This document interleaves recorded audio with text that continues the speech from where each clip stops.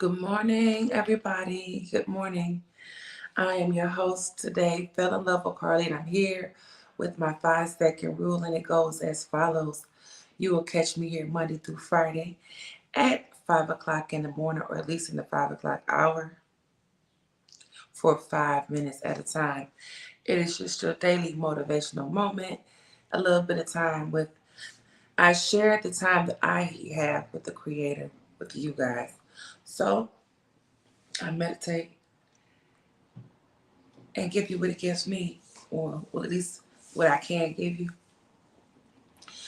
As you guys see, I have a whole new look over here, and it's growing on me. It's growing on me. So, um, story time.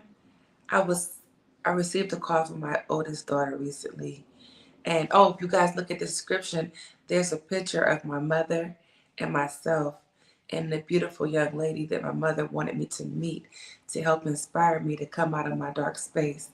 Um, if you don't know what I'm talking about, if you go on my profile, you will see on my Facebook, on my, I think it may be just on Facebook right now.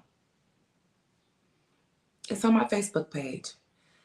I talked about the other day on Sunday when I went and I had a moment at a butterfly effect, and then um, she wanted me to meet this lady to help inspire me to come out the wig and to embrace my new look and just to be strong in this moment. Because, I was like, I was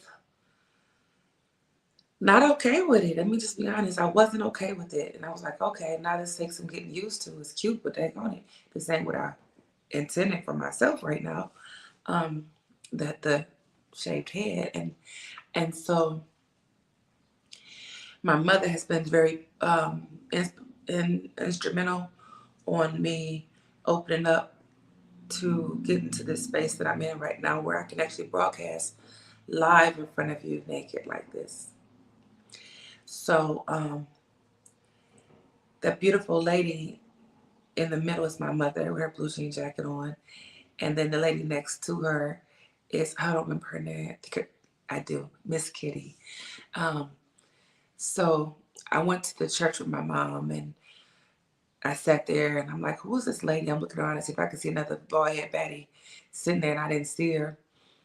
And as soon as church ended, this beautiful lady walked up to me to say, hey, sister, I see you. You were as courageous as me, and I had to tell her the truth. Like, I'm not here because I had courage to be here like this, but my mother had. I told her about my mom and what my mom told me about her being a beautiful person, and she wear it well, and how she owned the look and everything, and her mouth just dropped, and she told me thank you, and then I just bust out crying talking to her, and she was like, "Let me get closer." So she asked my mom, do you mind if I get closer to your daughter? So my mom was like, yes, sure.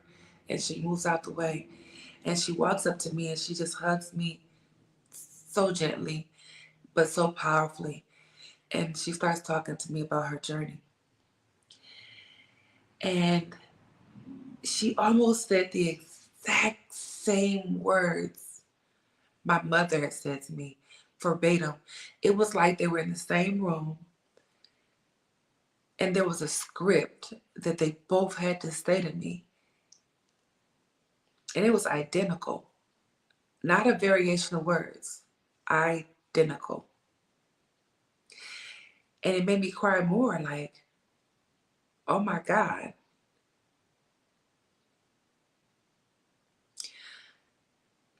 My transformation has been so powerful, has been so real in a way that I could never imagine. And I've had some powerful things happen in my life where the Creator has done some amazingness that only He, She, Universe, whatever, God, Allah, whatever you call your highest power can do. I have had some powerful moments with me and the Creator. And I don't think church teaches this level of growth and commitment and transformation. They say, faith is given based off, like, everybody is given their own measure of faith.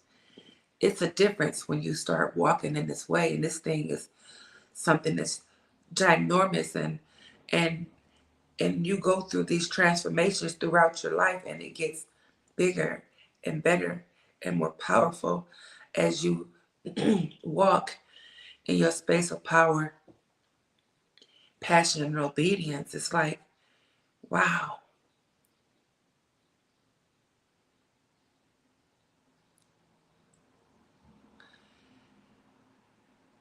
I could have never written a storyline, a movie as powerful as my reality is. I just tell the truth.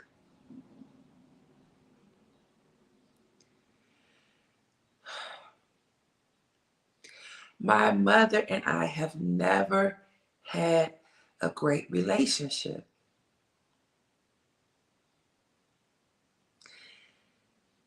And I prayed about it, and I cried about it, and I talked to her, and I talked to everybody about.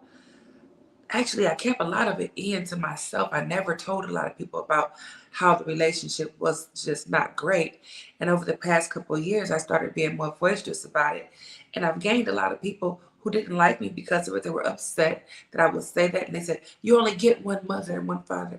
And I said, "I know, and I get it. But something is wrong with this relationship. I don't understand. She just don't like me."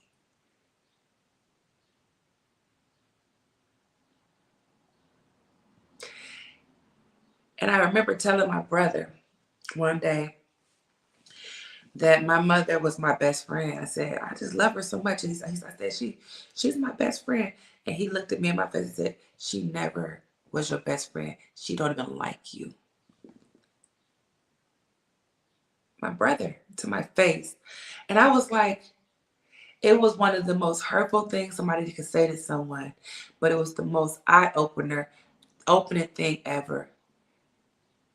I was like, dang, she don't even like me. Like, I'm over here doing, maybe I just thought, no, like, you really don't treat nobody like. And so it made me have this moment of discovery with my creator about it.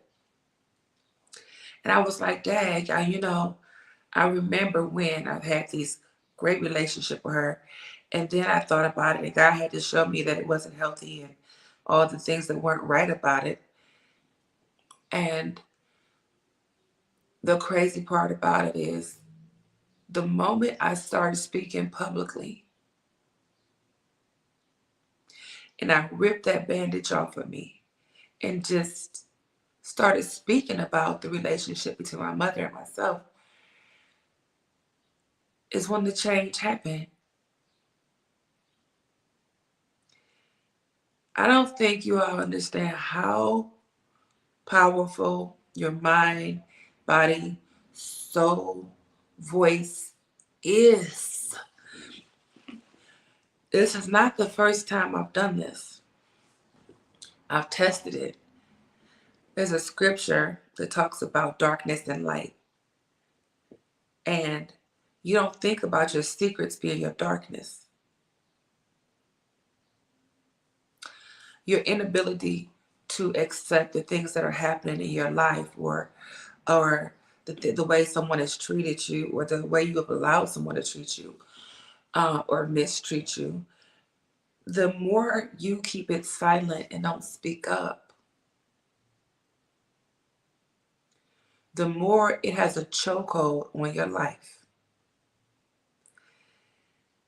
The moment you open your mouth and say, "This is a problem.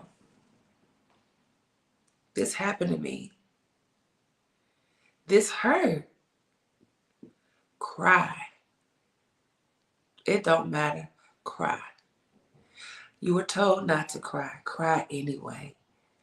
They say, suck it up, be quiet. Cry anyway. Cry loud. Whatever they told you to do, go back and do the opposite. You need all of that to heal. Ain't no pretty healing.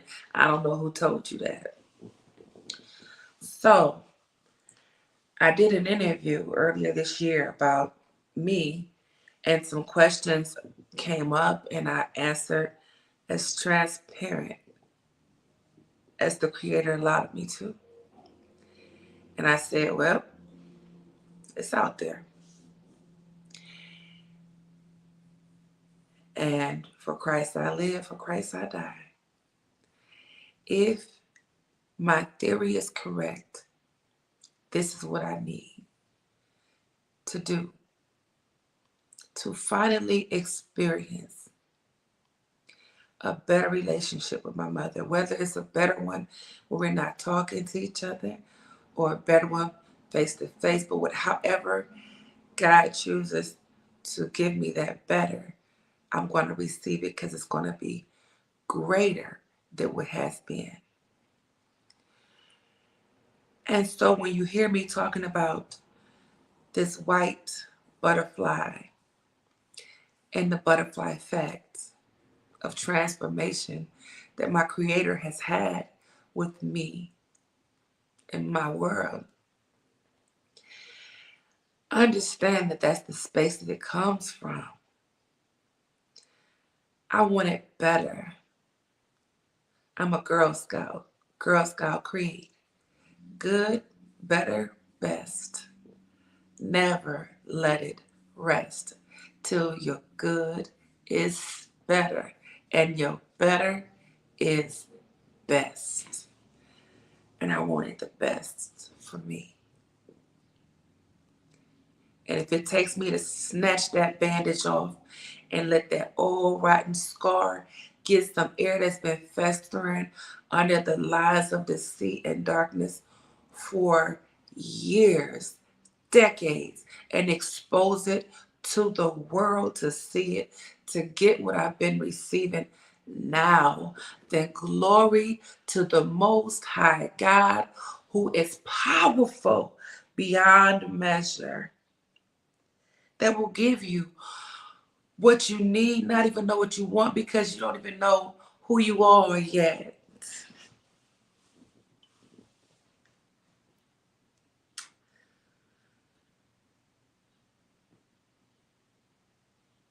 So I went and I don't know if I can call it dinner with my mom, but we ate together and we talked. It was just her and I, and she said some things to me and I said some things to her, and then she was trying to give me her fear, and I said, don't give me your fear. Well, it's just, you're not allowed to give me your fear. I need you to hear me. And she said, I don't want to give it to you. I just want you to know I asked you, whatever it is you want to say, I don't want to hear it. Don't give me your fear. And in that moment, she respected that every bit of what I said. She didn't say, well, I'm going to tell you, she didn't force it. She respected my space. And it felt good to be heard, to be felt.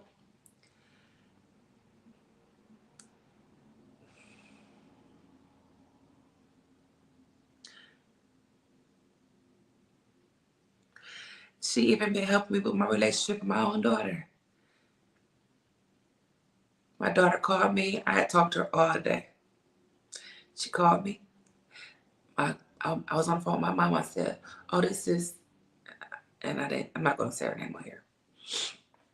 And she said, answer it and call me back. And I said, I'll call her right back. She's like, answer it and call me back.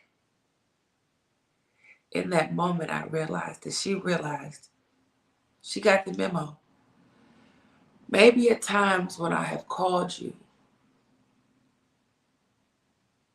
when she didn't answer, and maybe she feels like I should have answered. And she made sure I didn't push my daughter to the back burner. Hear what she has to say. She's calling you. So I got off the phone, called her back, and she says, "Hey, Mom," like she always does. And we started talking, but I knew she just wanted to talk. Didn't matter what it was about.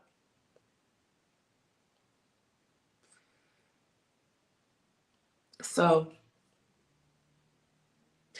that's my 5-second rule. You always got a little lengthy today. And thank you for, excuse me.